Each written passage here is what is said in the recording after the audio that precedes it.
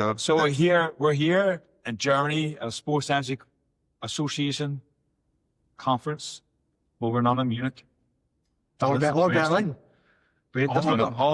I know, like I'm Irish, so I know very little about Germany, but I know Oktoberfest. Oh, Everybody knows Oktoberfest. So the question is, why is the Sports Dentistry Conference not at Oktoberfest? maybe next time. Next time we go to Oktoberfest. But the alcohol level was quite the same as in Oktoberfest. Yes. We try to replicate. So we're really excited to be in Düsseldorf, and I think yesterday was a fantastic day. The dinner was a really good opportunity to network and to meet you guys. And just talk us through how you guys have found yesterday and into today as well. Like, there's so many people from all over the world that have come to Düsseldorf. It must be very exciting to have so many international sports dentistry. Yeah, it's great. So first, when we invented sports dentistry in Germany 12 years ago, so there was nothing, and now so many people here from all over the world. So this is great. Yeah, and the German hospitality has been fantastic, you know, and it's, I think we're very lucky to have people like yourself here. But can you just expand on the German Sports Dentistry Association and what you guys are doing just now? So we are around 600 people in the German association, and we make 35. We have 20 members now. Where are they? And not only are they sports dentists, but they were past athletes. We had like a soccer player until he got injured, ice hockey player. No, he's really first division. He really played first division also. But he's got all his teeth. So he's got all his teeth. And if you're not good, if you're not good at one sport, if you're not good at soccer, and you're not good at hockey, you do three sports. You do triathlons. If you can't be good at one sport, you put three sports together. And Marcus is a triathlete. No, but those two, they founded it many years ago. And me, an athlete, I came as a patient into the practice to Nuremberg.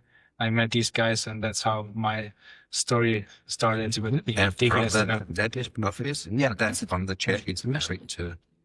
Oh, I see. Okay. Yeah, we listened. What's in my we bring people together, you know? He has to buy at the Grosso and yesterday he music from the sports dentist for Las Vegas nights. Yeah, and your wife Joanna was doing tour, and he was showing the horror stories of the skates as the cuts. And I could see her face go white. And it's like, is that going to be my husband soon? Now, have you experienced any trauma yourself when you were playing? That's this video. He parked in my face. I have scars everywhere. He used to refix on my lip because the continuous pain was gone a couple of years ago. They have to refix them. So that's pretty common. And you concussion. Yeah. And were you able to, because ice hockey people are different breeds. To say, in the UK we say there's the soccer player, and then there's the real man that plays rugby. I'll show him that. But ice hockey is completely different level. So did you get like a injury and go back and go play? Of course we do. They fix it. They fix us right on the sideline of the game. It takes like 2 minutes. You have the stitches, and you go. Yes. So as an athlete, and you're playing, and you get this injury. Yeah. What is your first thought? Because this is important, because us also like not actually playing. We are saying we need to take the athlete off. We need to look after the athlete. But as an athlete, and you want to play, and you get an injury, what is your first thought? You're just rushing because you have to be back. You want to get back. I fixed an athlete, and I went to the cabin and said, go to the ice, look for the tooth, and he smashed it. There were 5 teeth on the ice, and I put them back, and I did some stitches, and he said, Doc, can I go back? This is like in my lip. They just fix it, like takes 1 minute, and you go back when you ask. So what sort of shit is 3 quarters? Exactly 3 quarters. When did this happen? I don't know, probably the first one. And you went back and played, of course. But that's fine, though. So now I think what we're doing a lot with rugby, will they get like similar injuries? Would that happen in rugby? So the first thing the athletes say, they want to get back on the ice or they want to get back on the pitch, because they don't really care about what's happening with their face at that moment in time, because they're ingrained in them, they want to perform. And they only want to get back on the ice or they want to get back on the pitch. So a lot of them don't take local anaesthetic when we're stitching them up. And is that, would you say the same thing? A lot of, Exactly. so it's just because your adrenaline's going and you don't really have pain. This and that's adrenaline. It We'll never time from what was. Yes, It takes too long, so just do it without anything. Yeah, yeah, But through the adrenaline, yeah. you're okay. Yeah, and then after the game, you can obviously fix it afterwards. So from an athlete's point of view, you know, it's you're not really worried about, oh, this is I look like this, or this is what I'm going to be left with afterwards. It's just because your adrenaline is going and you want to get back on the ice and help your teammates, right? Exactly. Yeah. That's my point. Yeah. And how do you feel then? Maybe 2 days in. Do you feel so? So in the moment, you're like, I want to go back. I just do whatever. Like a couple hours after the game, you start to feel like very painful. You know, it's And after some years, he looked better than Brad Pitt. But you know, going back to the eye. Botox can do it. No, I think, you know, it's really great to have an athlete's voice, and that's something that we try when it comes to the sports dentistry associations. We try to get athletes on so we can have a question and answer session, because it's important for us as sports dentists to know the athletes' mindset. At the same time, it's all very well us setting aside mind, we should be doing this, we should be doing that, but actually we need to appreciate what the athlete wants to have. And ultimately, if they're not playing, you know, if your contracts are potentially coming to an end or renewing the contracts, you have to perform at the same time, right? Because I think for us as sports dentists, we have to be really careful about what we try to do, making sure we just minimize the time away from the race, right? I think that's important. We speak to, we try to athlete's voice, because we can talk from a dentist point of view, and we can say from a scientific point of view, you do this, do this, do this, but you have to put it in the right scenario. And if you're putting it in a scenario and you're saying, so for example, we have friends that are sports nutritionists, and we would say to them, oh, athletes shouldn't take so many carbohydrates, and they say, well, but I'm working with cyclists, they need like carbohydrates. Every 20 minutes they need it, and then the athlete, if you say to the athlete, oh, you shouldn't be on there going, I'm not listening to you because I need this performance. So it's a really important to hear the athlete's voice, and to hear you say that I got a trauma and I just did not care, I just wanted to get back on the ice. I think that's important for people that, especially sports dentists that maybe have not been playing at a high level or been involved in sport, to understand the mindset of an athlete. I think the biggest thing is like the first treatment when you get from a doctor. Yeah, like the first couple minutes. The reason why, for example, Padilha is has such a limited time of injuries, like return to play time, is because that Miller Wolfart concept he did is like the first treatment. They know, okay, a player gets injured, knee, for example. It's not a hard topic now, but just as an example. And they know how to freeze it. They have to cool it down. That gives the athlete so much time, and you will be back. So like, but yes, yeah, this is the same for sports dentistry.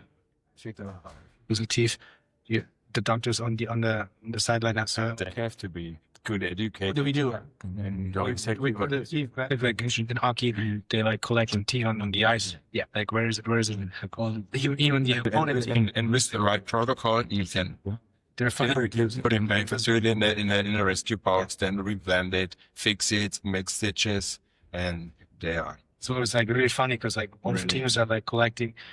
You can really see the teeth on the ice. So like both teams are looking for the teeth, and then they have to know what to do now. Yeah, it's so important. I feel like as an athlete. I think that's why the softy post was so important. Yeah, we've seen numerous examples, and like they talk about different sports, but in ice hockey they seem to be very aware of teeth, and they try to like gather the teeth up if something happens.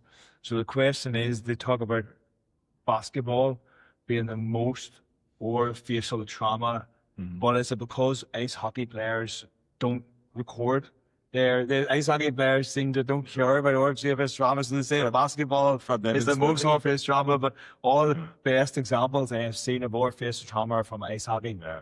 But they say more. It's not. It's not really an As long as I keep my head high on my shoulders, it's not a really. There's like maybe a different breeds because, like, for example, in the US, for every stitch you get a face, you get money. So they're collecting stitches. It's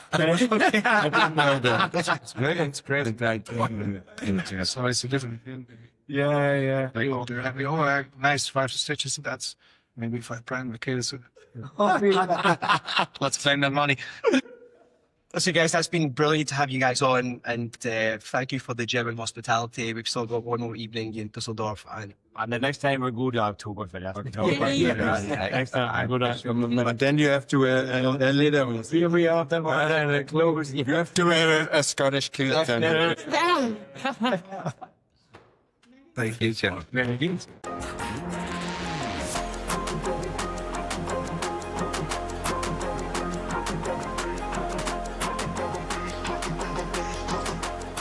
We are flat out. We didn't think we could do live podcasts, and now we're sitting here in Düsseldorf doing multiple live podcasts, and we've got a new country. we have a new country. Yeah. We talk about bringing people together. We talk about people we haven't talked about, and now we've got Georgia. And as I was trying to explain, the only person that we know in Ireland from Georgia is Zara Antia, who is the boxing coach, the most famous Georgian person in Ireland is Zara Antia, because he has made at least 10 gold boxing medals at the Olympics because Georgian boxing style.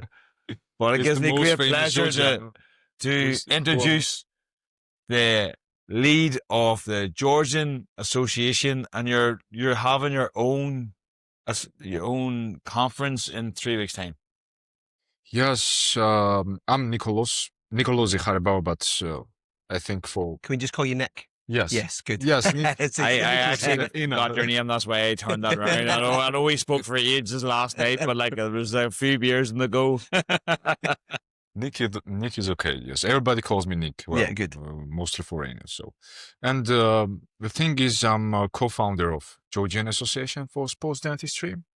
And may I tell you some? There's a small story. Oh, well, it's a big story, but shortly. Yes. So This one time at band camp. So how everything started? Actually, we with my father is also a dentist, and we were at in Istanbul at Dr. Alessandro Nanus' lecture, and the lecture was about another thing. But when Dr. Nanus was introducing himself, he mentioned sports dentistry, and we thought that we had something different. I mean, sports dentistry was, we didn't know anything about it. In Georgia, I mean, sports and dentistry, they are different things. I mean, really different things. You can put those two things in one sentence. But as we Googled it and as we asked ChatGPT and other stuff, we found out that for world, it's also a new thing. Well, of course, not for Germany, but for a world as a whole. So we decided to do an association so that we'll bring that to Georgia, because we saw that, there was Georgian sport was always on top, but it's like there was rising that time because of UFC, because of football, and people started training more. So because of that, we thought, well, someone should take care of their teeth eventually. Yeah. So after that, we created the association, and till that time, we feel really big support from sports dentists. It's like I was telling John that a sports dentist is a different kind of person, because everyone was so supportive. I mean, they have not seen my face, they have not met me. We had no texting before, but when I asked for some information, which of course I need because I didn't know what was sports dentistry, and I had to explain to others. But I want to start with thank you, actually. No. With you too, because I did not expect that we would have. But we have already been there. We have been there when we're trying to be sports dentists, and we don't know where it is. Yeah. It's just, for me, 15 years ago, didn't know what to do. I wanted to get into sports dentistry, things have developed a little bit over that time, but it's still not where it needs to be. So somewhere like Georgia, where it's not there, we have been in that situation where we're trying to find out. We want to do it because everybody loves sports. Yes. That's why we're in it. We're dentists, but at the end of the day, we love sports. Yeah. And we want to We might have combine. We want to confidence, combine our but- two passions. We want to combine our two passions together. Yes. So that is the thing. So everybody, I think, sports dentists, they are a special breed because they're so helpful. They're in it for the right reasons. The main reason is they love sport. Yeah. They want to help people. I think the important thing is as well, like you're starting your organization, you need help along the way. You need a bit of luck. We talk about luck a lot of times in the podcast, and we've had some luck on this tour to Düsseldorf, which we'll probably come on to when John and I discuss it tomorrow. But it takes somebody like yourself to take the bulls by the horn and be like, we're going to do something. We're going to drive it, you know? Yeah. And you said that your father was a dentist as well, and you heard that word by Alessandro when he said sports dentistry. What is that? The fact that you're creating that association, you're having that conference in December is amazing. Unfortunately, John and I can't make it because we obviously be away in South Africa. But I think the same thing is that as time goes on and you start to build and you start to infiltrate and make connections with Germany, with the Netherlands, with the UK, with the Latin America, and with Australia, New Zealand, and South Africa, it just grows. And we sat down last night and had a really good conversation for a good probably hour and a half about sports dentistry, and it was great to hear your story. About the most famous sports people in Georgia. Yes. But it was great because John and I never obviously came across Georgian sports dentistry, and it was great to have you here and talking about your journey. So listen to Scotland. Scotland have already got the World Cup. Georgia always stopped Ireland from like. We used to, in the soccer, we used to always have Georgia in our group. And Georgia used to always stop us from either used to beat us in Georgia or they used to draw with us, and they used to stop us from getting into somewhere. So the Scottish guy is bragging. He's like, well, what sports do you do in Georgia? And us Irish guys are going, them Georgians. We know about them Georgians. so just let us know, we will brag about sport, obviously, but what's the biggest sports in Georgia? Oh, there's so many of them. I think I can say rugby because, I mean, it's like most of the people who love rugby know about it. Even one time, actually, there was trend last year that 6 nations should become 7. Because of, Georgia beat Italy and it was amazing. But amazing. And we had the last European Association Sports Dentistry, we had Thomas Appleton, who is the captain of Portugal. Yeah. He's a dentist, he's the captain of Portugal Rugby. But like we are, and it's maybe our own fault because it used to be the 4 nations and the 5 nations, and then Italy, because Italy loves the party, which I found out last year. It was amazing. Rome was amazing. But then you're thinking there's other competitive nations, and Georgia is just on the cusp. And they talk about this in the southern hemisphere about if Fiji was in with Australia and New Zealand and Argentina. It's like the first time Argentina went in, because it used to be only just South Africa, New Zealand, Australia. Argentina went in, and Argentina now easily beating Scotland, and then beating the British and Irish Lions. But they took them to come in and get involved and have that competition at a better level. And they're talking about Fiji, but now people like Georgia are like they're on the cusp of getting in there, and it's like you can only play what's in front of you. We have a saying: you can only play what's in front of you. You almost need to be in the table. So, how do you feel? How do you feel about how do you get Georgia that is developing and it's almost like a rugby nation. Nobody kind of wants to play because they might lose and they might ruin their reputation. So but from a Georgian perspective, you want to be at the top table, you want to get in there. How can you? Oh, I think we're on top get table. In there? Yeah, no, I think no, so. but like, how do you get into the 6 nations? Like how do you say, look, we should be involved. There should be an extra nation in. If it's a European competition, we should be in. Of course. Yeah. Of course. I mean, it's like Georgia is a small nation. I know, yes, in rugby there are many small nations who play well, but it's like, for 40 million people, for example, as a country, to say, there are many rugbys, and you can choose from 200,000 rugby's, for example, the best ones. But in Georgia, you choose from 3,000. Right. Okay. And you still beat that nation. Yeah. I mean, so that should be taken into account. Yeah. But the thing is, yes, Georgians really love rugby, but as we were talking about the sports, it's like actually as a kid I was rugby's as well, and also rugby is like a traditional for us because in Georgia in ancient times there was a similar sport called lelubuti. So in Georgia, I don't know how it's in English. In Georgia, it's like lelo when you ball, when you go. And I think it should be because it's traditional, it's in our blood, and because the first thing I said, because you have not as much rugby's to choose from the best ones. You choose only from small amounts. So we should be. We should be. I think it's one of your strong sports. I think Georgians are very renowned, like Zora Antia, that we know, they're very renowned to be almost like very robust. They're like, it's like wrestlers and rugby and boxers. They have that reputation of being strong people. Is there any sort of other sports that would be like obviously soccer, but like what other sports would be popular in Georgia? It's football, don't call it Football? soccer. Yes. Oh, soccer. Sorry.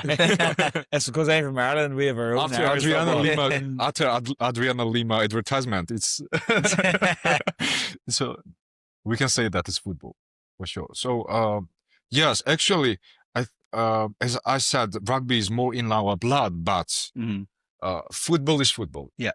I mean, football is more popular in rugby. Actually, as a kid, as I was saying. When was the biggest known from a crowd? When there was going to be a fight. So still we go to a fight, but the football thing is different. I mean, it's different not only for Georgians but for the world. I mean, it's if we say that there is some sport that unites the whole world, we can say that the football is the leading sport in that. So I think actually in football we have a huge history. I mean, back from Soviet Union as well.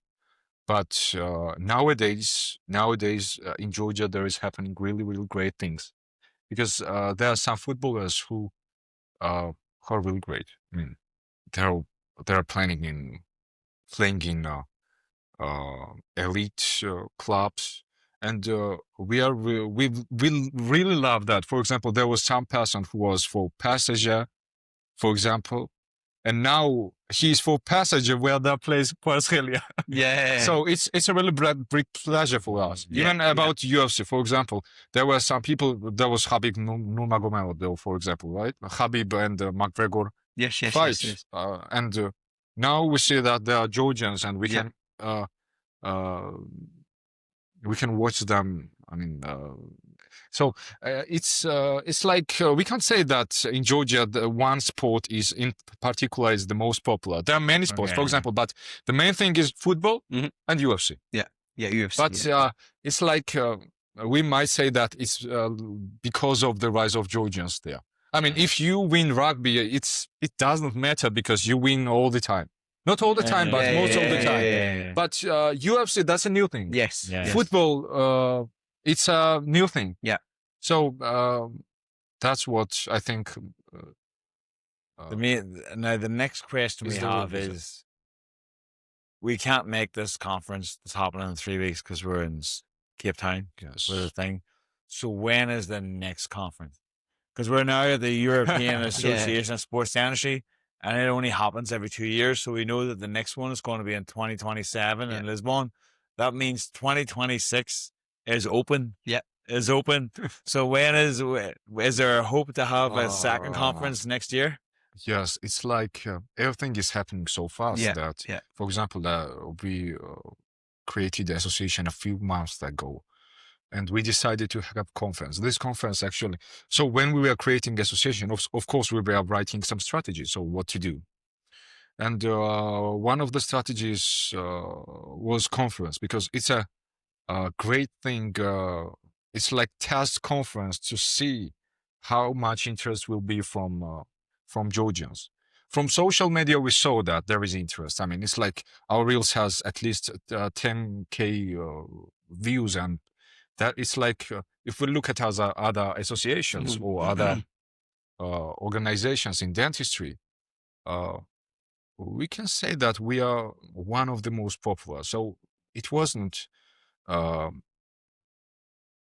in that part, but conference is hard, and there are many reasons. So first reason is that we are. It's not us planning sports dentistry conference for the first time, but the conference in general. Yeah. And we have not planned. We don't know what to do. We are just like asking our friends who have some experience in that, and also we are remembering the things that we are at last conferences. So that's why actually we did not try to make it popular among sports dentists in the world, because it's still for Georgians, it's still for tests. It's tests. Although we have real great speakers, I should say, because well, we can say that there are 3 lectures.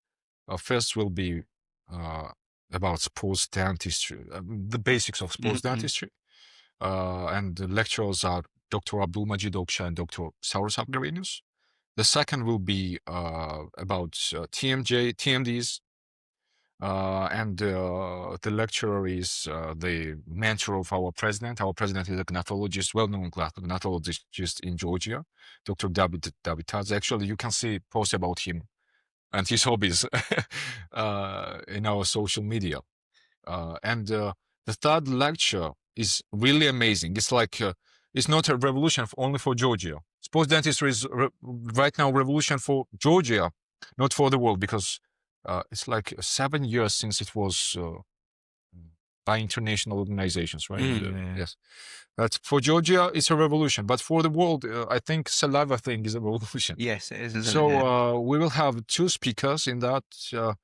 Dr. Manuel Jimenez, who is, real great speaker, I should say. And the second is Dr. Deborah Heller. Maybe know Hugh. He's a practitioner dentist in Brazil who uses his saliva biomarkers in his daily practice. And I think for the first time, it's even more than we expected. Because at the start, when we decided let's have conference, we didn't know who to invite. We had no speaker in sports dentistry, and at the end, we end up with 2 2 speakers who will talk about sports dentistry. So I think it's a start. It's a great start, and I think in the future there will be more and more. It will be better, even better. So maybe next time. Next time. And also, next time the podcast we'll will be in take your Georgia. suggestion to have. Yeah. And we'll wait till Georgia is playing Scotland and beating Scotland in the rugby. We'll go watch Georgia beat Scotland in the rugby. Yeah, this sounds like a really exciting day that you've got planned, and we wish you all the very, very best. And I'm sure our paths will cross again, and we'll continue to help promote you guys. And it's great that you're taking this step. But Nick, thank you so much for taking the time to speak. Yeah, to us. this is one of the I've always said it. We said it in the podcast that the best thing about conferences, yes, the presentations are brilliant and we learn education, but it's the conversations outside, it's the people that you meet, it's the networking.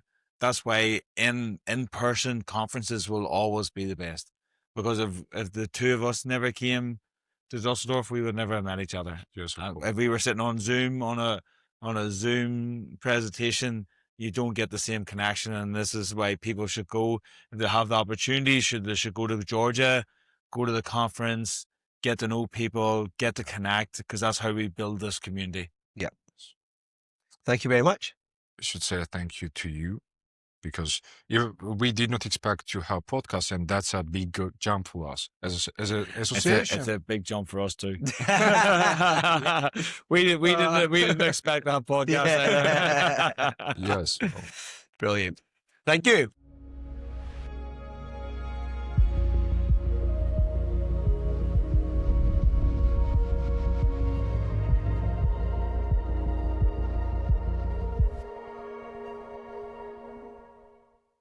So we are here in Düsseldorf with the founder of the World Sports Dentistry WhatsApp group. Do you know you've got me in so much trouble? Why?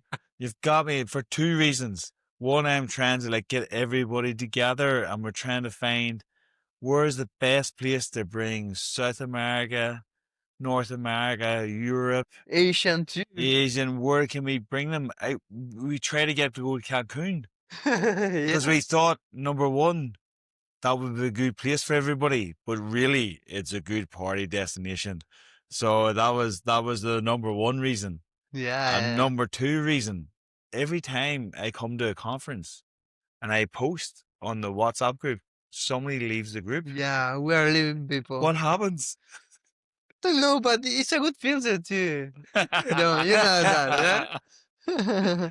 I Chris- prefer quality. So you've been here for a little while.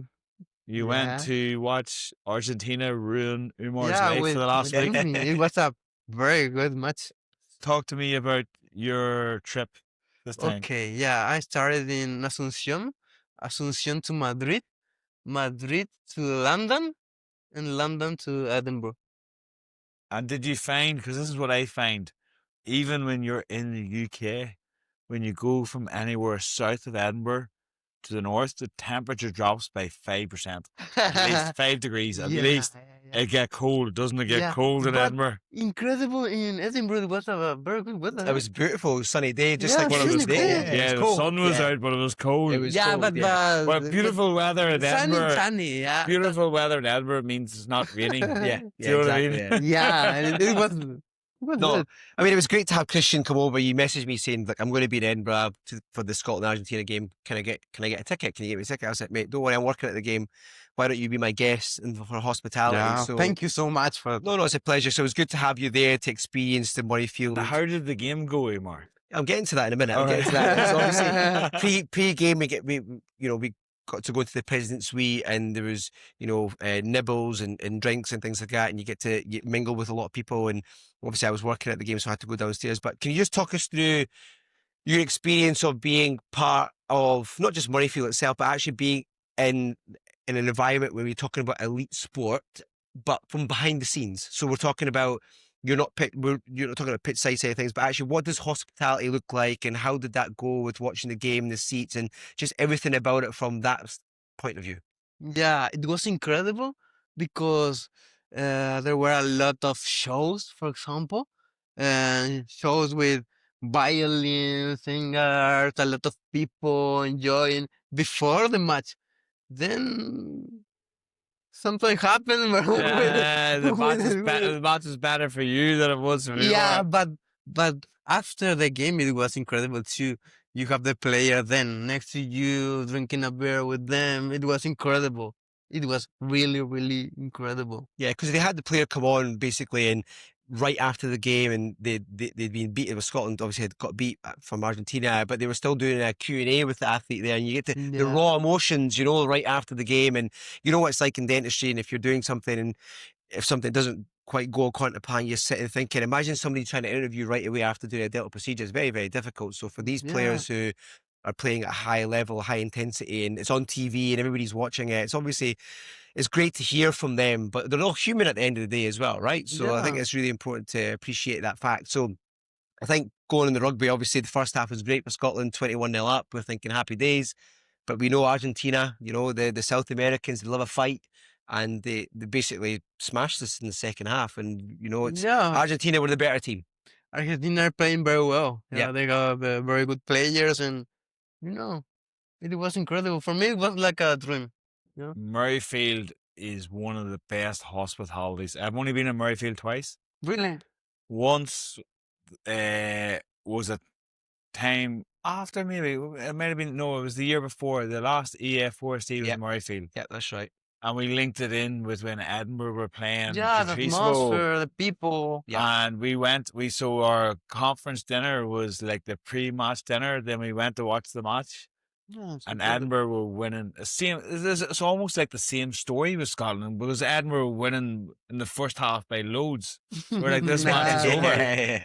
no, And then right at the end, have a good team, Scotland. Benetton beat them. So just right at the end, the last score, and then we walked Yeah. back into the hospitality, and the players still in their full kit, still haven't changed, came up and had a Q&A with us, and we were like, what's going on? And the second time was like when me and my friends, we go to every March, and we went to Murrayfield for Ireland against Scotland, and we did the Okay. hospitality. It was amazing with the ex-players. The problem was there's too much free alcohol. So we were sitting around the table, yeah, and Rory Best, who's now retired Irish, he was the captain. He's a legend in Irish rugby. yeah, I know. He was one of the past players to talk, but he's from our area where all our friends are from. Really? And my friend said to me, "Oh, my uncle tiled his house." Right? But I was drunk, so I went up and I was like, "Oh, Roy, his brother died in your house." And the boys were like, just the Roy Best's face just like was like, what? And the boys like, what you said to Roy Best? And I was trying to say, yeah.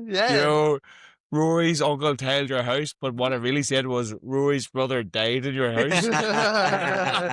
So that's my memory It of was Murrayfield incredible. hospitality. And some case like that happens in the hospitality, yeah. Yeah. Yeah. It's I think rugby is one of the sports where you have that access to players. Yeah. It is, you know, where the players make themselves accessible.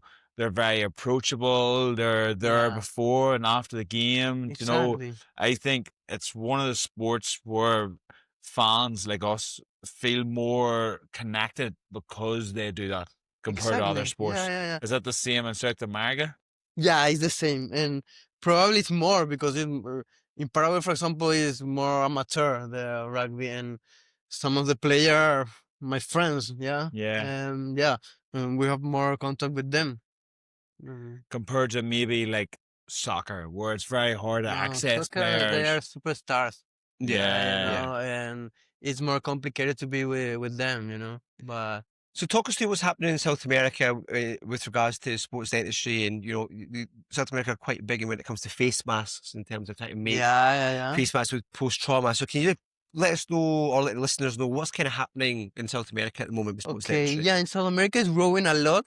The last time we have associations in Paraguay, Brazil, Chile, and right now we're creating the Latin American Association, and our goal is to be big in the next year, yeah, because all the world is connecting and we need to be there. Yeah, I think Latin America is somewhere where, you know, John and I obviously discussed about the FIFA World Cup next year, which has happened Exactly. in Mexico and He's bragging. and He's USA. bragging now because Scotland's already. Ah. Look at him. Yeah. It was only a matter of time. You know, it was only a matter of time But before he says but fingers Scotland crossed. was in the World Yeah. Cup. You know But what I mean? Ireland will make it as well. Then it'll be. Yeah. So more He about did rugby. he did talk about he changed the subject. He seemed to change the sport. But that's good. You have other opportunities. Absolutely, and I think, you know, and it's somewhere where we're trying to connect, you know, all over the world with what people are doing, and I do think we obviously had Clara on the podcast and she talked about the face mask side of things, and it's really interesting because it's not something that we do much in Europe. So it's kind of, is it something that's what's the word, in the forefront of players' minds if they have any sort of facial trauma, that they're able to continue to play because they have that level of support? So when you guys are doing the athlete screening and you're doing the trauma side of things, do you feel very much part of the medical team? Are you feel like you're Yeah, integrated? for example, I'm working in a club, Ser Porteño Club, and I am part of the medical staff. Yeah, I'm one of them, and I take decisions. Yeah. And is it similar to like, because like we're in Ireland, we're not as developed. The Scotland's have got a really good relationship with the sports medics, and when Umar and Ozzy and Fiona have to work, they have to do the scrum caps course so they can work on field to play. Exactly. Is that similar in It's Paraguay? similar. Do you have a similar system? Or? Exactly. Yeah, we're part of the medical team, and you know we have meet with them. We have talk with the medical staff, and we show us, that we can be next to the field during the matches, yeah, but we are behind in the dressing room, for example, and we told to them how then can when it happen an injury, for example, a neural injury. But sometimes it's okay to be behind. So I'll tell you how We so need I've worked- to make I've worked- one step more, yeah. yeah, but like, so The I've next worked workout at, is an at example. numerous Commonwealth Games at the boxing event. So in the first one, when I was in London and they had a dentist just in case something was happening, you had to be ringside. But like, it's a long day when you're just sitting there like waiting. So usually I would say now, oh, I'll be here, give me a call. So then I can sit in the stands, have a conversation. So sometimes it's okay stepping back and being involved. And Yeah. do you find that? I always find when I go to like a major competition like that, the most important thing is to know everybody in your thing. So it's not just the medical team, but it's like maybe the security staff or Yeah. whoever's manning the door to let the passes in. So it's important to know them. So in the case of anything goes wrong, everybody knows you have a free access. Yeah. Everybody knows his work, yeah. Yeah. So That's very, very important. and do you find then with when you're working with teams, is there that organization where they're like, this is what everybody does and this is what happens? Yeah.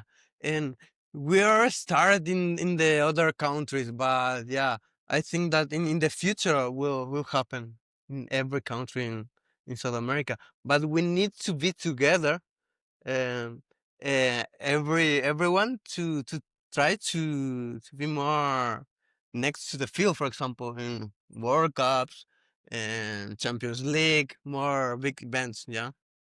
And it's important that we all work together, but like it's going to be a struggle for me and Umar to like promote in South America because we can just about speak English.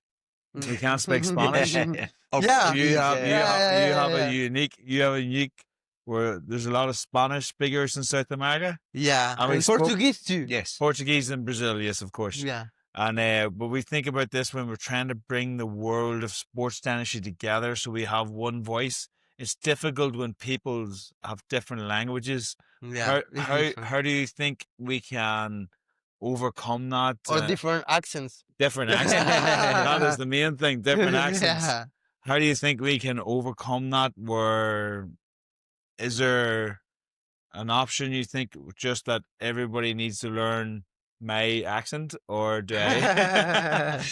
Yeah, I think that for conference, for example, we'll need live translation. Yeah, I think so. Yeah. that could be It interesting. would be perfect. Yeah, and with live translation, we will have more participants, a lot more people, because I invite a lot of people in South America, but they say, no, in Germany, I don't know German. They Yeah, say that yeah. they need to speak German.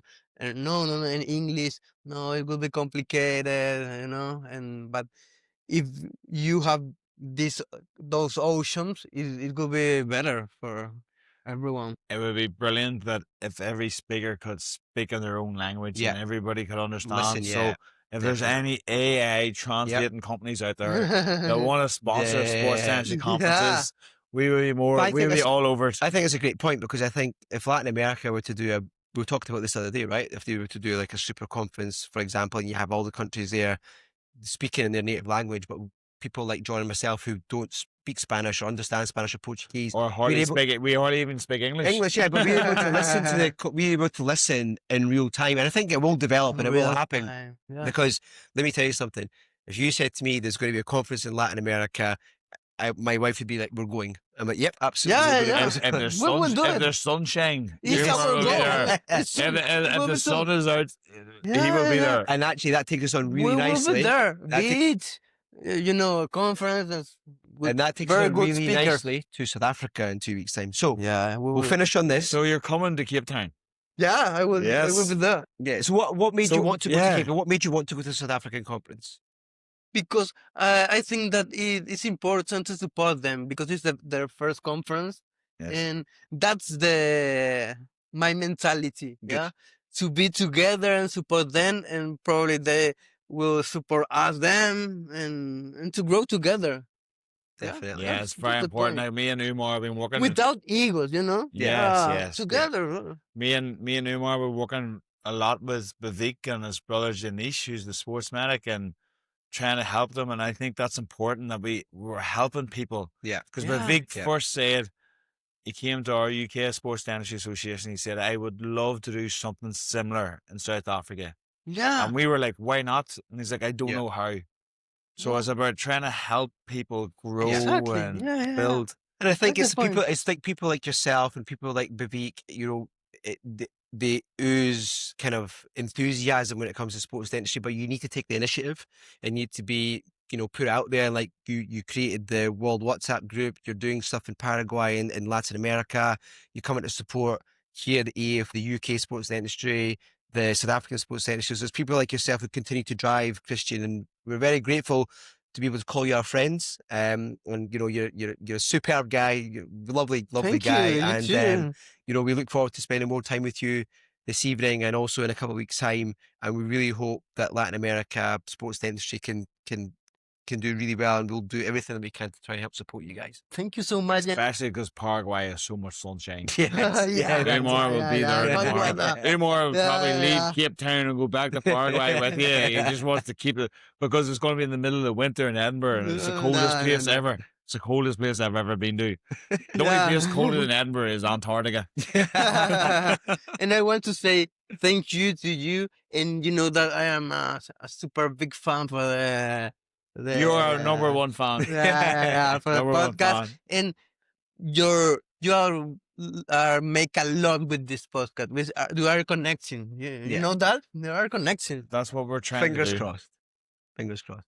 Christian, thank you so much. Thank you Thanks so very much. much, Christian. Christian. friend. Really a Looking pleasure. forward to spending time with you in Cape Town. Yeah, let's do it. Good man. We're here in Dusseldorf with, see, I don't know who it's with because it depends where this guy, what city he's at. It could be Majeed, it could be Alessandro, it could be Oxy. This guy, he's everywhere. He's different names. He speaks about 100 languages. He's a girlfriend in every city. I think this is a real life James Bond. What do you License to Kill? What do you say? What do you just say to that accusation? Well, James Bond, I wish to be with James Bond one day, but my real name is Abdul Majeed. When I came to Germany the first time, and I have my Spanish-speaking friends, they could not pronounce my name. And the only thing which is closer to my name is it has A, J, D, L. It's Alejandro. Yeah. Then they called me Alejandro. Then from that That's time, where I become- Alejandro came I from. become Alejandro from this. Yeah, very good. Yeah. exactly. Yeah. And And that where's- was the role. Oxy is your Alex. Okshah. Alex. Okshah is my family name. Oh, okay. Okshah is my family name. So you're from Saudi Arabia. Exactly. Yes.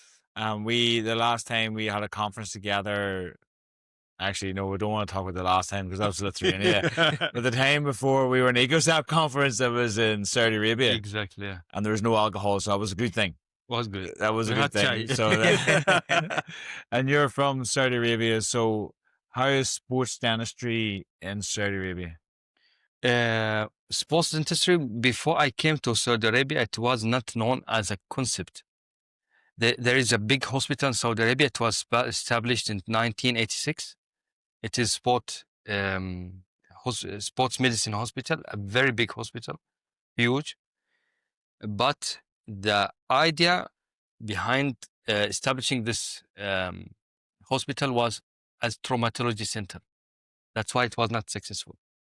At that time, they had a dentist. He was from Pakistan, I think. And he was the first one who came to say, I'm sports dentist.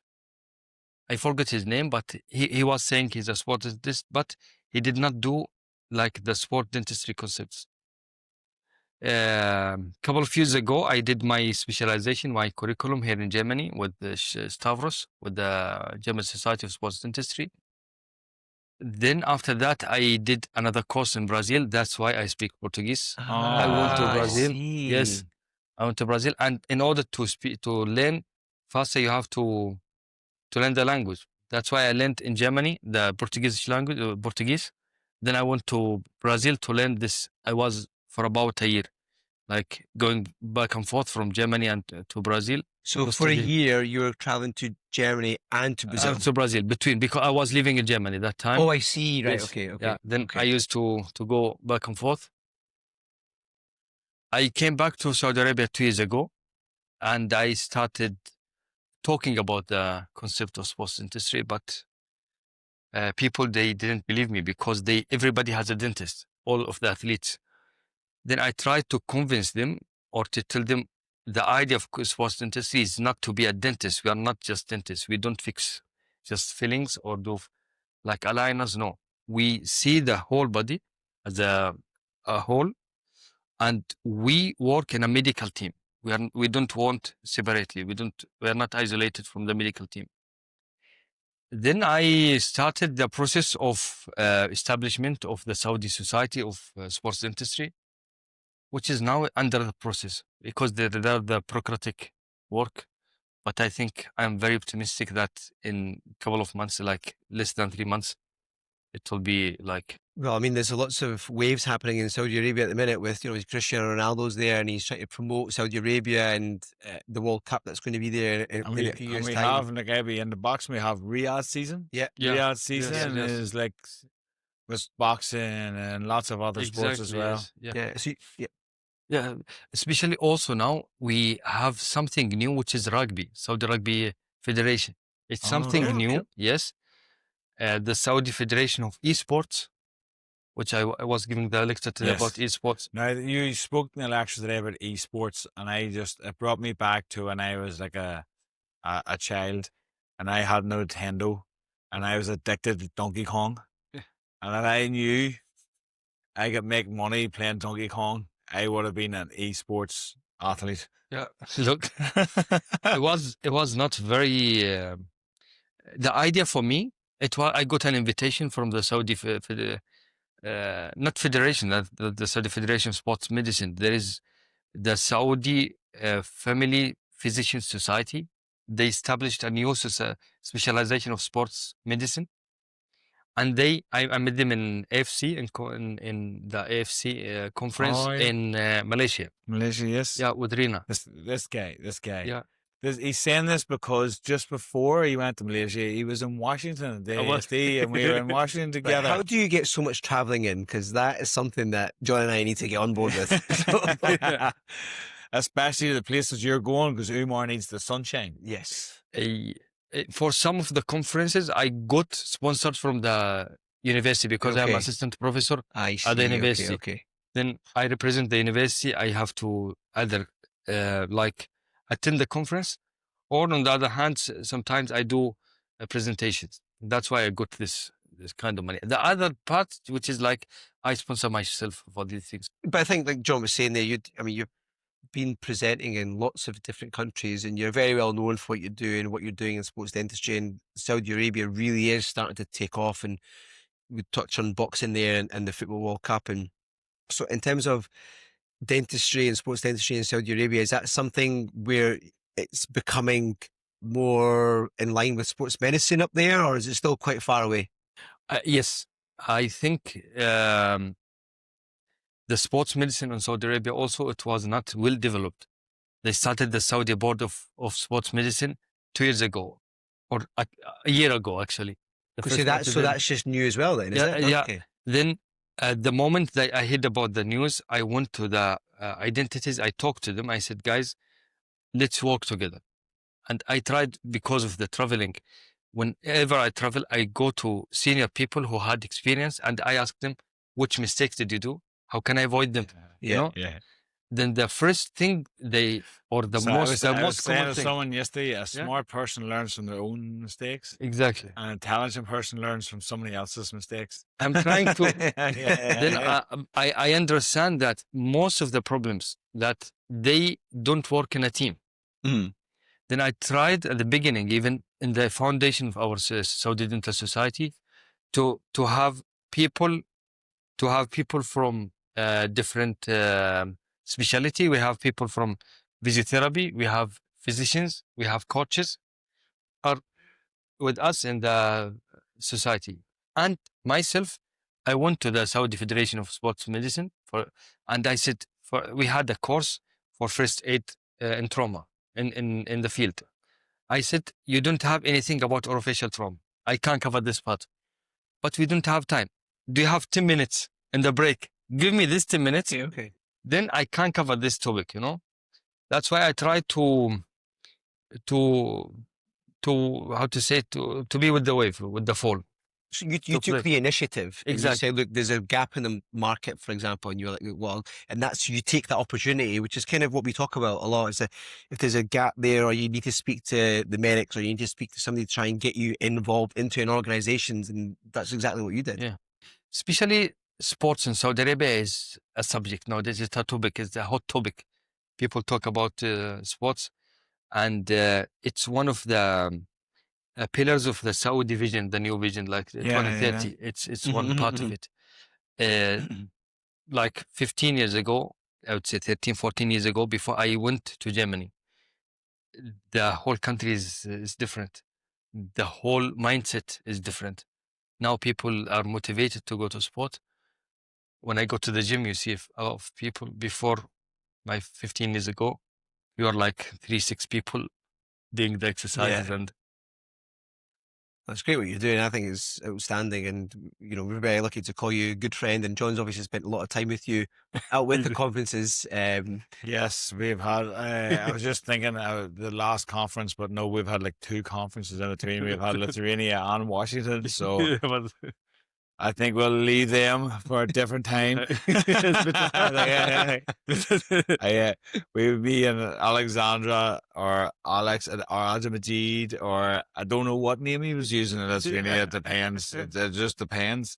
But I said to him, we're not going home until everywhere finishes. Yeah. The problem was nowhere finished. Nope.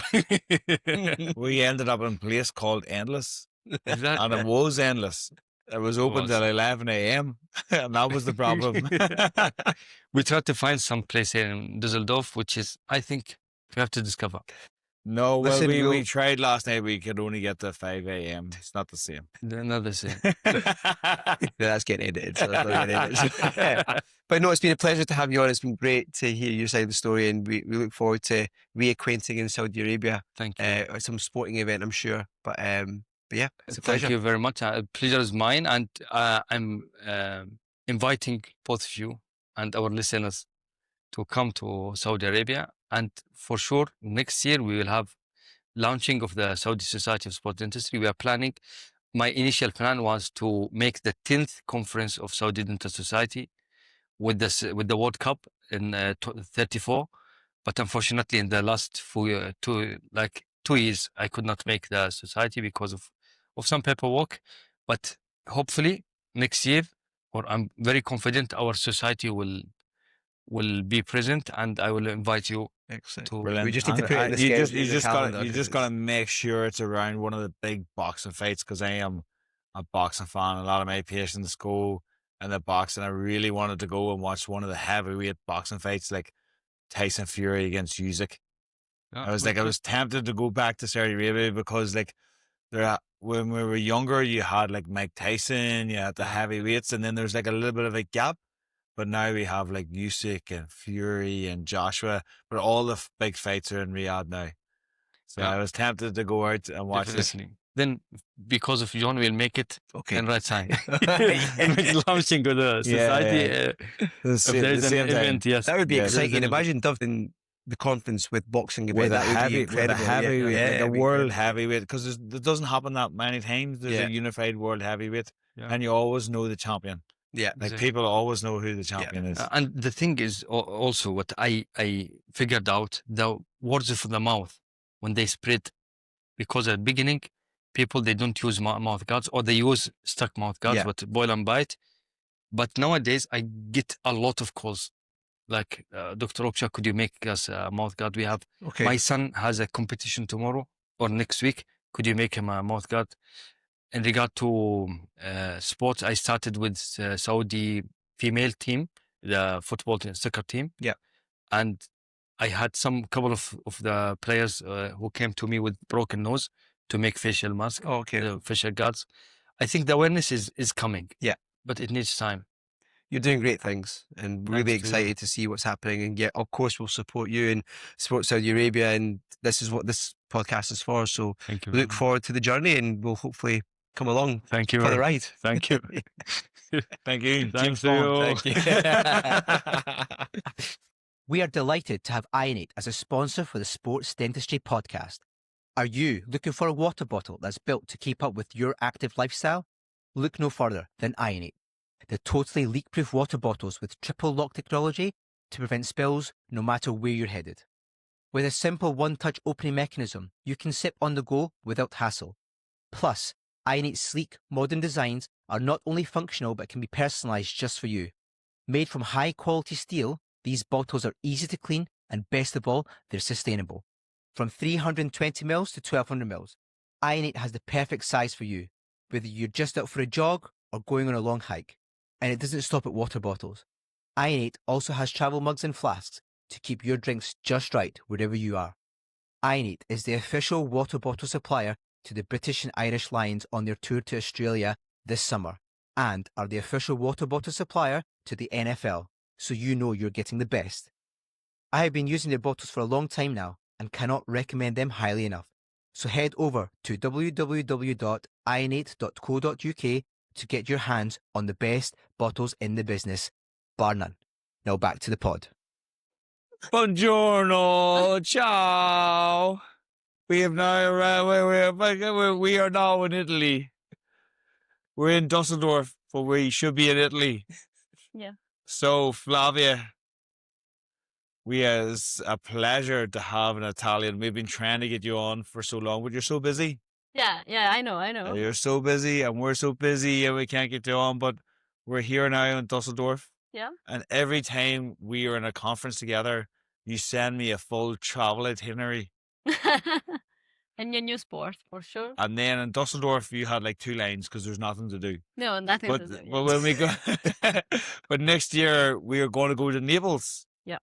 So explain to me, we've met each other in Paris the first time, and Italian sports dentistry. Explain that growth and how has everything developed in Italy. Okay, Italian sport dentistry evolution in academy, not just society, but now we have an academy. So academy is more. We have a lot of people. We had osteopathic, we had physiatra, we have logopedist. We have all the figure work without together, and this is evolution now in Italy. We have a long tradition in Italy about sport dentistry because it's become, I think, 25 years ago, more or less, because it became in 1995, 94, 95.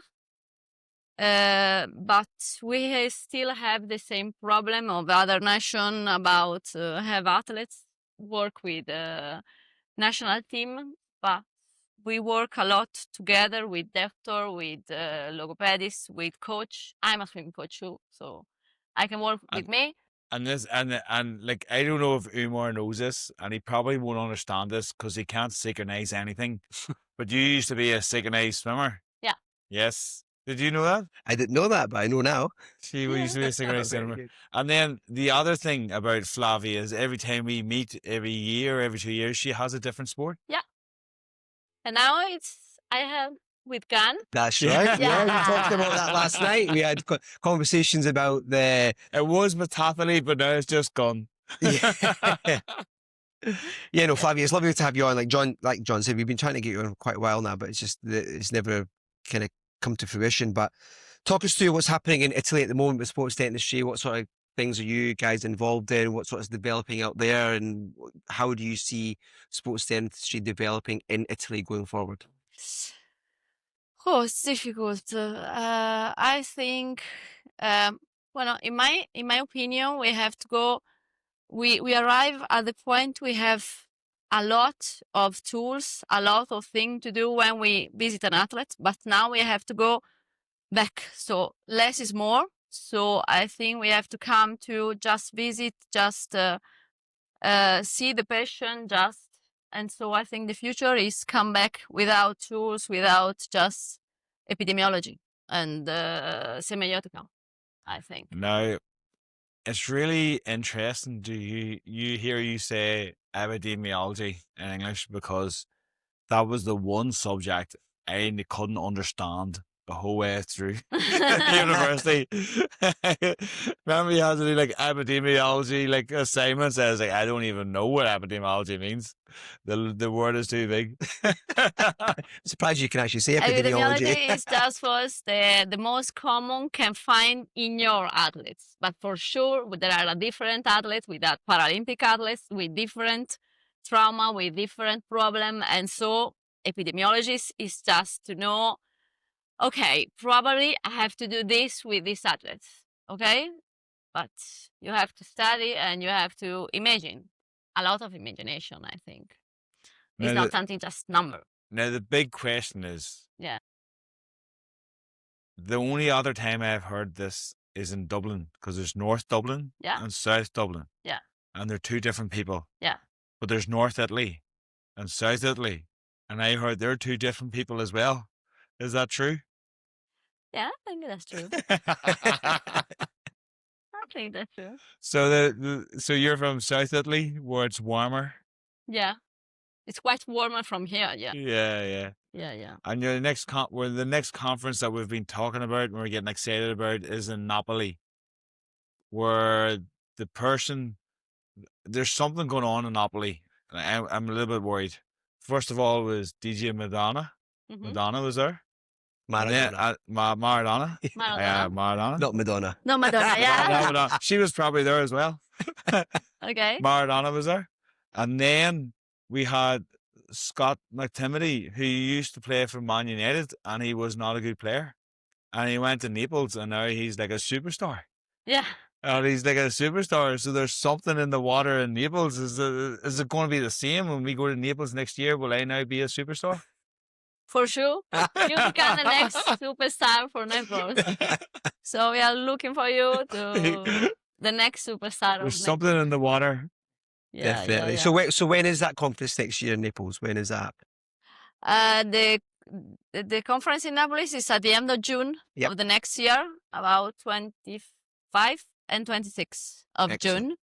And we Perfect. have just I think we need for dentistry, but we're trying to put the different. calendar. We're trying to put the calendar together for next year, and Yeah. I think Yeah. We are trying, yeah. for That's sure you perfect. are Now invited. it All is- of you are so. invited. We have two options. We have Naples or San Diego, but like Naples is a lot closer. It's a lot and, closer, like, you yeah, know, yeah. as like. And the movie And, is and they're better. both good the weather. food. So like the Yes, weather, and you know, the food, and yes. the food, you know. So And if Flavia can get a good itinerary together for the days that we're there, then we're all in. We're all in. So now you can say an itinerary, but she put an itinerary together for Saudi Arabia. And one time when she was like walking us back to the hotel, we didn't know where we were going, and we were walking all over the place.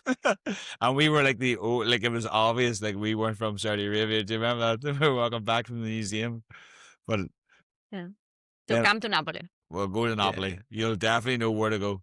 Yeah, you have to go. And I think just to finish on a good note is that again another leading female sports dentist. You know, we've had the pleasure of having some amazing ladies on the podcast, and you continue to inspire next generation of dentists and sports dentists. And we had a good conversation last night, and it was really nice to kind of get to know you a bit better. And we hope as time goes on that you're able to continue to grow the fraternity, not just in terms of in Italy, but certainly in Europe and worldwide. And, this conference has been brilliant in terms of networking. We talk that quite a lot, but if it wasn't for something like EA4SD or the UK sports dentistry, these connections would never have happened. And I think to be able to call you a friend and be able to ask your expertise, if we have players who are in Italy, for example, or if they're in Ireland, we can call on those people to come and help us with athletes. And, it's exciting to see what's going to happen going forward, and really looking forward to what you Italians get up to, and we'll definitely be there. But that's a good point to say as a leading woman in sports energy, because Flavia looks after all the men in Italy. She tells them what to do. She tells them what, and like she's on the board of EA4SD, and it's only Flavia and Sophie, and there needs to be more women that like have the confidence and the ability of Flavia. Like they should be strong. They should use Flavia as a role model to try to get more involved, because there's so many, and we have in the UK, we have Fiona Davison, with Annie, with Imogen has helped us. We have great leaders, women leaders in sports industry, and from a European association, Flavia, you and Sophie are leading the way. So we thank you for that, and I'm your Italian male colleagues. Thank you for that, because you organise everything for them. In Düsseldorf, with Umar, who thinks he's a social media king with his videos and his photos, but we've got someone that makes sure that Umar is like an amateur when it comes to social media. It gives great pleasure to do an in-person podcast with our friend Clara Padilha. Did I get it right? No? You improved. I've improved. Yeah, congratulations. Did he improve your name? No, you still can't say my name properly, Clara. God's sake. Okay. How are you guys? I'm getting flashbacks of our on-call podcast, and I remember going to like a place in my local town that had better Wi-Fi so we could do it. And now we're sitting here in person doing a live podcast 6 months later. I never thought it'd be possible. No. And the podcast is getting bigger and bigger, so congratulations for that. Hopefully. Well, it's like guests like you that are coming on and making it popular. Nice. No, it's true though. I think John said we're very lucky to have some amazing guests, and obviously you were one of the very first ones that we had. And with what you're doing out in Brazil, and it's really important that we kind of get your specialty and your expertise out there. So we're at the tail end of day 2 in Düsseldorf. You're obviously presenting yesterday. How has the 2 days been for you? Oh, it's really nice. This time around, I'm very happy because we have a few Brazilians, so I get to speak Portuguese a lot, and that made all of us more comfortable, of course. But also, like having them here together, it's really. I think it's nice for It's really everybody. nice to talk in Portuguese to people. That's the problem. You come to the Europeans, Oh, you have to talk English. And also, we have colleagues from Portugal as well. So I think you heard us Portuguese, speak a lot. Yeah. We've spoken to this before. It'd be ideal if we can like get AI so every speaker can talk in their own language, and everybody. I think that's how we can grow. But what I want there is so many people here from South America. Mm-hmm. And what I want to understand is what's the attraction? Is the European Association of Sports Entry? Is that like is it once every 2 years we'll make a holiday, we'll go? Is it like we're into sports dentistry and they're the leaders? What is it that attracts people to come from South America to the European Association of Sports Dentistry Conference? Such a long flight. Such a long flight, yes. I understood you.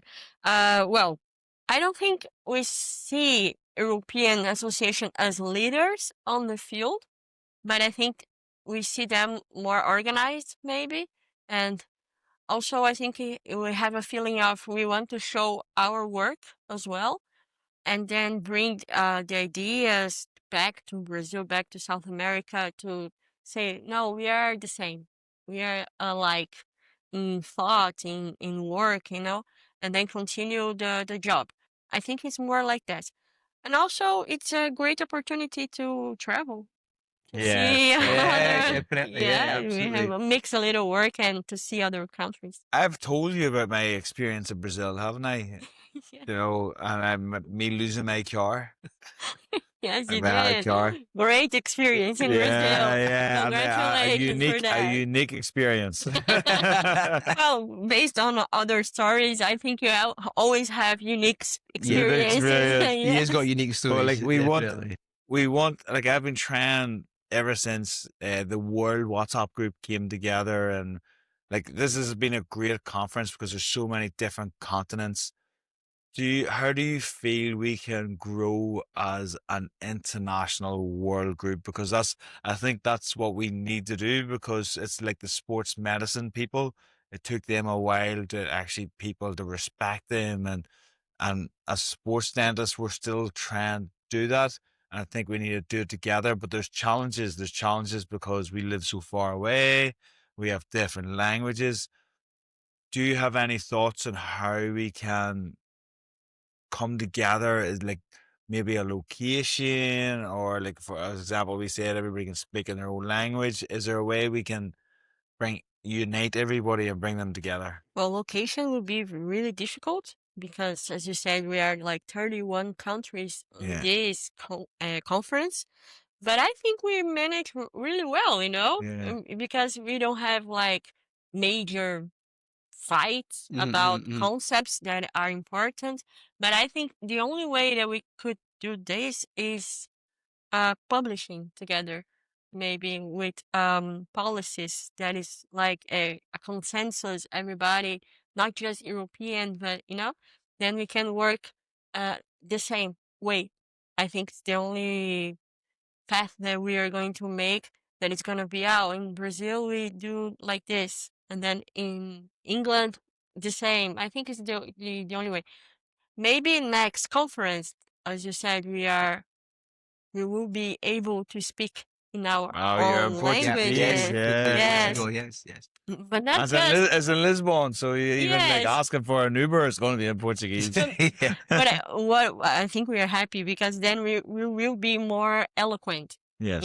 Because in English, I think everybody from South America, we feel like we cannot really explain what we are thinking, So speaking in our own languages maybe will give us the opportunity to explain better what we are doing in that way, not just because we are Yeah. comfortable talking in Portuguese. But I think you explained. I think it's like the nervousness or anxiety of like, do people think they understand me? But like, Yes. but we all we had a great presentation yesterday about face masks, and it was one of the most popular presentations because, as we spoke in the podcast before, it's not something that we do as sports dentists in Europe, and even for you to have not only do it, but you're involved in it to direct a 3D print. And as I said in my presentation, I had words up so everybody could read. But you didn't have one word up. You just had really nice photos and videos, and you were able to explain exactly what you were doing. That is a strategy. Actually, I have you to thank because we had our previous conversation about the topic, and then you said to me, "Oh, we don't do that." And so I organized my presentation thinking about that. Like, oh, I think I have to explain really step by step what we do. I didn't want to scare people because I know you do not make facial But expressions. it was you didn't want to scare people, but when you're like stopping someone from breathing to get a facial impression, I do not do that. I think that's the reason they have the Suffolk course the day before, just so they can resuscitate someone, not to remake them All the athletes survived. They are fine. They all survived. Okay. I would like to establish that. Yeah. I think we were obviously very lucky. We had Flavia just before you there, and we were talking about women and leading the way in sports dentistry. And again, we're very lucky in the UK to have Fiona and Annie and Azzy and now like yourself and Flavia and Sophie. It's really great to see so many real leaders when it comes to sports dentistry. It's female certainly, and me having a daughter, somebody to look up to, not just in terms of kind of as a female, but as a professional, and how you kind of go about things and how you portray yourself. And it's really great to see. And I think kind of going forward with the conference in 2 years' time in Portugal, like you said, you should hopefully be able to speak in Portuguese, because I think there'll be hopefully a lot more people getting involved. And John and I have talked about how are we going to do it in terms of like being able to listen to people talking in their native tongue or their native language, because then that attracts more delegates as well. So we had Christian on from Paraguay, and he was saying basically a lot of the South Americans who would like to come over, maybe their English isn't as good or they find it difficult to understand. We want to cross that barrier somehow. So your English is obviously very, very good. So would you think in the couple of years' time, if there was an opportunity for us to be able to listen to people speaking their native tongue, would more people come, do you think? Is that something that stops people from coming to these sort of conferences because they feel maybe English they might not be able to understand as well? that is definitely the major Okay. obstacle. People are scared to talk in English, but also to not understand what everybody are saying to us. So of course, I heard this from my colleagues in this conference. So of course, but we also know that English is the language that we have to know if you want to communicate with the world. Actually, Damn English. Yeah. yeah. You know what I mean? Like, as an Irishman, a Scotsman, we understand them English. We know that, but of course, I think it's not like South America. We don't have any country like major English. Yeah, So I think to come to one of these conference, one of these meetings, and like, oh, I will be able to understand everything. It's not a reality. So I think if we can provide this, we'll demolish a great barrier to what you said earlier, like bringing together and talking the same language. Yeah. I think that's really important, because even like when I speak in English to English speakers, because of my accent, Yeah, it's really. I'm it's very conscious. Conscious of being trying to, So I can only imagine what it's like to speak in a different language. Yes. You know, and I think if we can overcome this language barrier, we'll be able to grow so much faster. much faster. I think that's something that we need to look at as well, because we're looking at getting the Japanese on, and they have been emailing saying they want to try and make sure they come across well, and they need to get somebody who's speaking we spoke to the Koreans, and Dr. Lee, they had to put the only English speaker on the podcast. So like, it's like, that's a barrier where they have to try to find someone that can communicate. And you know, how do we overcome that? It's like, you think in this day and age in 2025 that there would be easier ways. Easier, you know. I don't speak German as well. No, it's okay. Nobody speaks German. Nobody speaks German. It's okay. On the pharmacy, and then it was like, oh, okay, and then That's okay. So what is there to look forward to from your side of things? Obviously, we're coming up to Christmas now, but what does 2026 hold for you next? No, World Cup. Yes. Oh. You promised us tequila. Yeah. You did. And we've qualified, so we'll be there. Look at these two. Look at these two sitting bragging. They qualified the World Cup, and we're celebrating that we made the playoffs. We're celebrating that we made the playoffs. Brazil is caipirinha. Caipirinha. It's vodka and lemon and sugar and ice. Oh, right. Okay. Yeah, tequila. I think it's more Mexican. Mexican, yeah. So Brazil is vodka. I think that this particular mix, you know. I'm a vodka drinker. I'm all over that. Brazil is cachaça. Oh, what's it called? Cachaça. Yeah. Okay. It's a drink. It's the. You're beverage. gonna have to get that pre-made for when he arrives. Yeah. In the gallons. I'm trying to think of somebody's name that sounds like that, so I can remember. Cachaça. Yeah. Yeah, Clara, it's been a pleasure to have you on. Thank you for spending some time to speak to us, and we look forward to seeing how things develop in South America and Brazil going forward. Yes, I can say as Clara, this is maybe the third or fourth time. I'm trying to think. I've seen you in Athens. We've seen each other in London. I can't remember if you're in Edinburgh. But no, in Edinburgh. But this is the third time I've seen you present.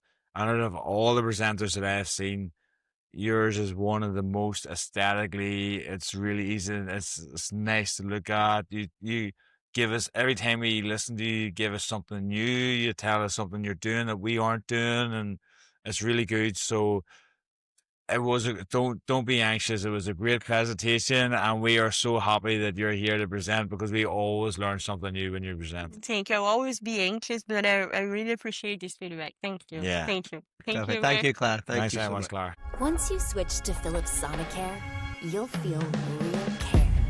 Sonicare. So it's day 2. It's the afternoon of day 2, and I just want to pat myself in the back because a lot of times I don't make day 2 of a conference.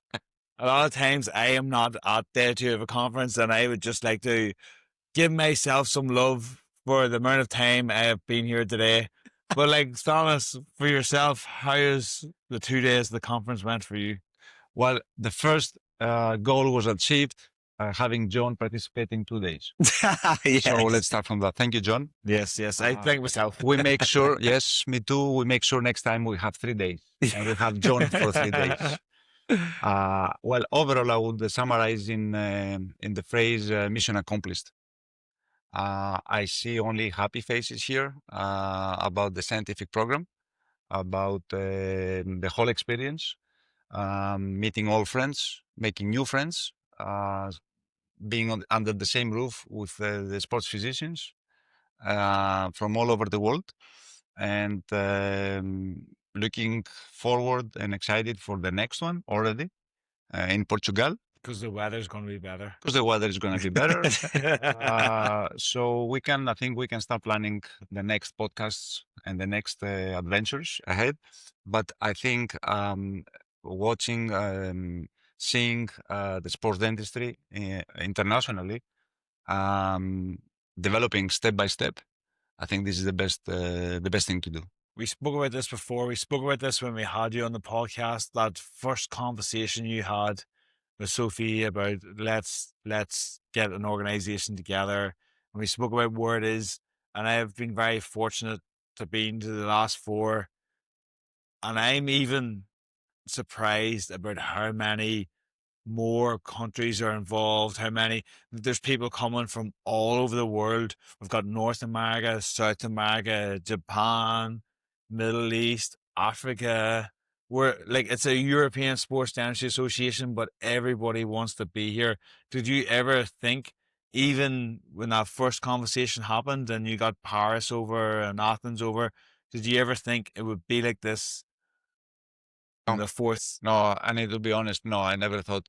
I was very confident that we're gonna do something unique, but I couldn't see this not in my craziest dreams. Let's say I'm more than happy and proud, not about myself and Sophie, but about every single one who is involved in this adventure of EA4SD. As you said, it's not just a European association; it's more beyond Europe.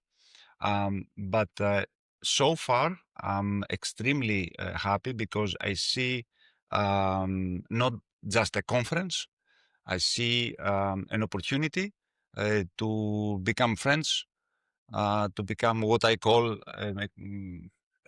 kind of family, and to look forward, then to be in touch over the years and look forward for the next one. So for me, the spirit is the best. He's saying that now more because the last time when we had it in Edinburgh, we were maybe not going to be friends. Do you know what I mean? And this time we were able to relax and let Thanos do all the stress, and so now we're more friends. Than I think that's what I was going to say. Is there's a lot of organisation that goes on behind the scenes that people don't understand. Yeah.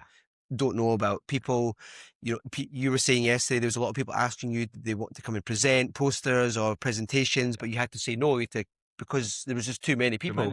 But also at the same time, it's the logistics of people flying to the place. Where's the venue going to be? Is there going to be enough rooms? Is there going to be enough food? Or, what we're going to do for dinner? All this sort of, there's so many things that goes into it. And the Edinburgh, we have to say thank you to Fiona because she did a lot of the heavy lifting for there as well. Yes. And when Thanos first phoned me, he goes, do you want to hold a European association in London? I was like, no. Yeah. The only place to go, and this is the first thing I replied. I goes, if we're going to have it in the UK, the only place to go is Edinburgh because of Fiona. Fiona will do everything. Yes, she did an amazing Yeah, job. she did an amazing job. And I think, even Düsseldorf's it's been great. And obviously now we'll start to look forward towards 2 years' time. So if you want to tell the listeners where that's going to be and what we should look forward to for then. Well, first thing, sunshine. yes. We look forward to sunshine. Exactly. So it is all when you organize something, you're always worried about everything, about every little detail from organizational things that people don't see. But I think this is something that we all enjoyed. We participated in the preparation of this event. We enjoy it now. We enjoyed back then in Edinburgh or before in Athens and Paris. So we only have good stories to tell. Yeah. But the biggest motivation for me personally is when I know that someone is taking the plane from his home to come wherever we do something for me, it's a huge responsibility. I Yeah. want to provide the best I can. Yeah. Not me personally, but as association. Yeah. So I want to give him or give her the best accommodation and then make him happy. And this is a huge responsibility. Now, let's go to the next chapter. That will be Portugal in 2 years. I'm already excited about that because this is for the first time that the EA4SD and ECOSEP will be hosted within a university campus. Thousands of students under a postgraduate, an amazing, beautiful campus, just 10 minutes from the center of Lisbon, in September, which has a great value for that. John can walk with his t-shirt without no Although problem. I'm a little bit nervous. I'm a little bit nervous. You are a little bit nervous. Because the last time I was in Portugal, Mhm. I had to run out of the emergency department to get to the airport to make sure I got my flight. Yeah. But that was that was not a conference, that was a stag. But that's a story for Lisbon. That was If you want That's the story for 2 to, years' time. you have to hear this in Lisbon for the next time I go to Portugal. you nice to say that because we can make arrangements for you. Make sure that you're gonna catch your flight. So we're gonna put this in the. And we also have the paramedics from Sofit so they can look after me. Yeah. Amazing team. I think they're in the European level. They're top. The Top team. paramedic top. Yes. So I won't need to. I won't need to go to the emergency No, department don't worry because the about it. people at the conference will be able to look after me. Oh, don't worry about that. So Lisbon will be one step ahead. I believe that will be even better. So prepare your swimming. We will be there, gadgets. and like We will be, yeah. we've talked about it before, and we've talked about it doing our own conferences in the European, and we've worked together in the last one. And you're always a little bit anxious: is people going to come? Do people want to be here? But each time it gets bigger and bigger and bigger. So I can only imagine what's going to be in 2 years. Yeah, you know We had what? 150 dentists this Yeah. time. I think we From should stop everywhere? being, yes, I think we should stop being anxious about how many people will come because this is not an issue anymore. Mm-mm. We know that from now on we're going to have increased number of people, but it's not just the quantity, it's the quality. Yeah. And allow me to say a last thing.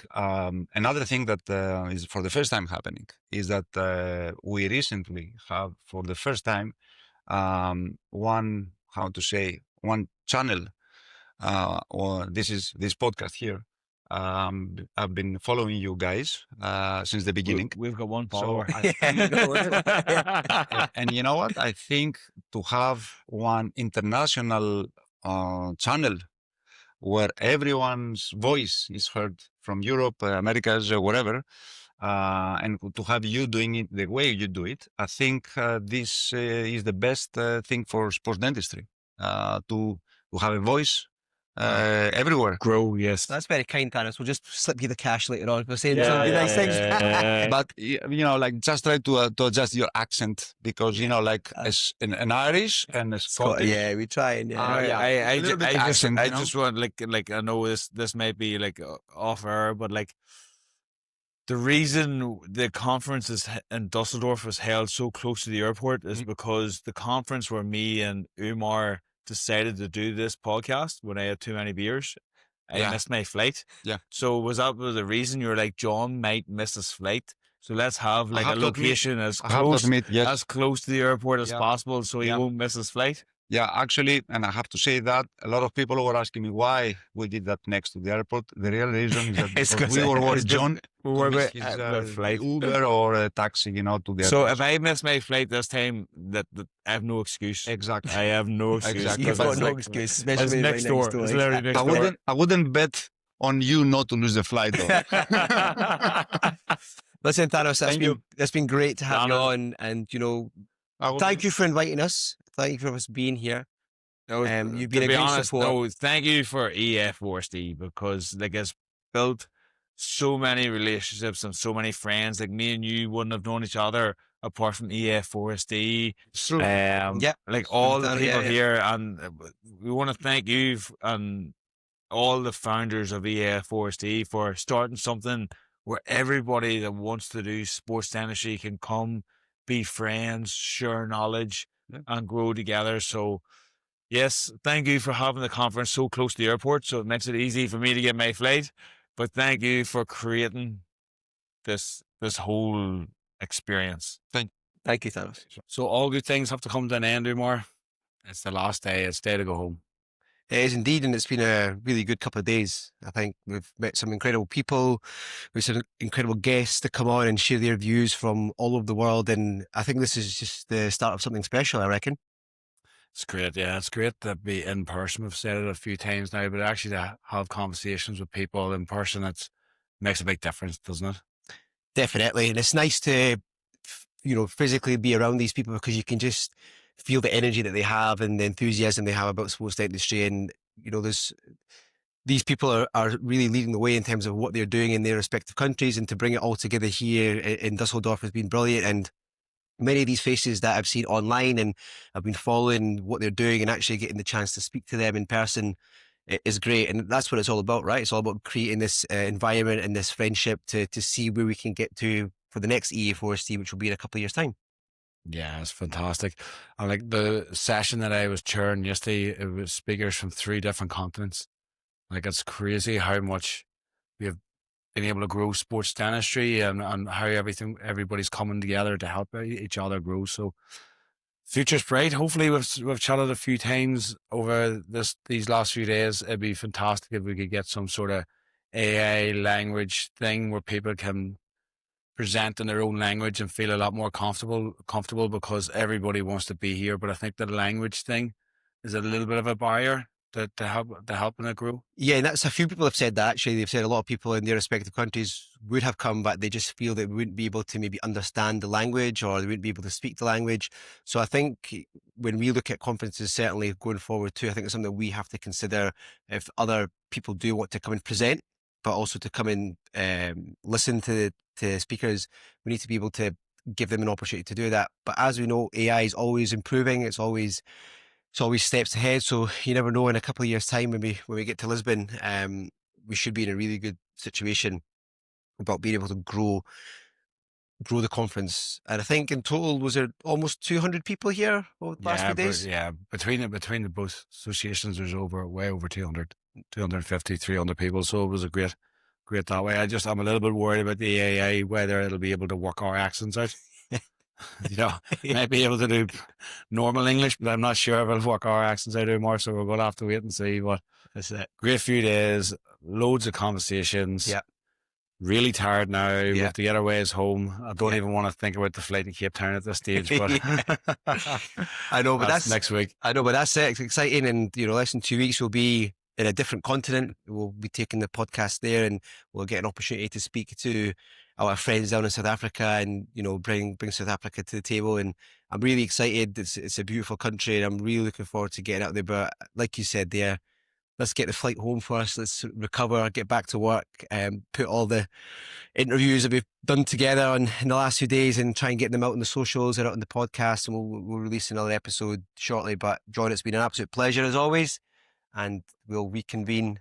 We did it. We brought it together. We did it. Like, we've probably overstayed our welcome because we should have had this down last night. But we sat here on the Sunday and we're doing this podcast. And every time we looked at it, it was like, how do we pull it off? I know. I didn't think it was going to happen, but sure. And then I woke up this morning and I was thinking it was a year ago when we decided. Yeah. At the day 2 of the UK Sports Dentistry Association, after a few beers at the rugby, to start the podcast. Yeah. And I woke up this morning and was thinking, I really hope we didn't come up with another idea. We got to do. I know. If you say something to me that's going to stick in my head, but no, I'm safe to say I don't think we've mentioned anything else out the ordinary. So I think we're good. We'll focus on this. This has been really great. And like you said, if you'd said to us this time last year that you'd be doing live podcasts, you'd have some social media interest. And one good thing that's come out of this as well, there's been potential other sponsors who want to get involved, and that's something that we'll like to have discussions with, because we need companies and we need people to kind of help grow us. And again, we're thankful to Philips, thankful to Ionate Sport for helping us keep us fueled. And I'm excited. Yeah, it's going to be good. Cheers, buddy. Good. Safe travel.